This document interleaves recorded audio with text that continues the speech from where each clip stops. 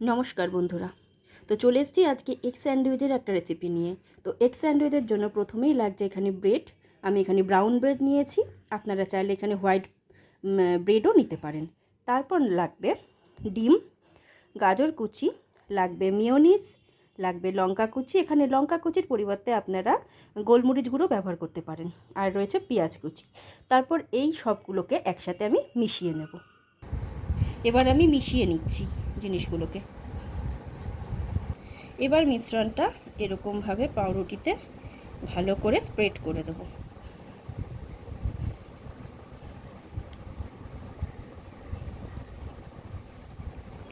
এবার ওপর দিক থেকে এরকম একটা স্লাইস দিয়ে দেবো।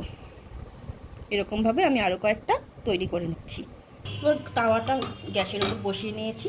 তারপরে এর উপরে আমি সুন্দর করে বাটারটা মাখিয়ে নিচ্ছি। তাওয়ার উপর বসিয়ে দিলাম। এরকমভাবে আমি সবকটাই তৈরি করে নেব।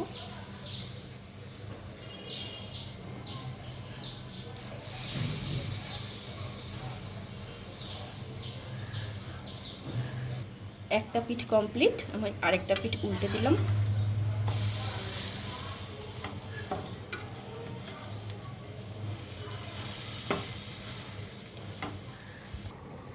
আমার তৈরি হয়ে গেছে এগ স্যান্ডউইচ। আমি এরকমভাবে কেটে নিচ্ছি, আপনারা চাইলে কেটে নিতেও পারেন, আবার এরকমভাবেও সার্ভ করতে পারেন।